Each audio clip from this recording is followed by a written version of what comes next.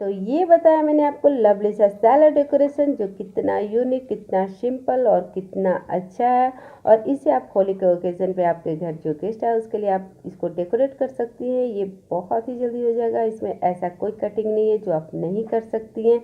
और ये बहुत सिंपल है बट कितना यूनिक है और बहुत ही न्यू डिज़ाइन मैंने बनाया है इसको।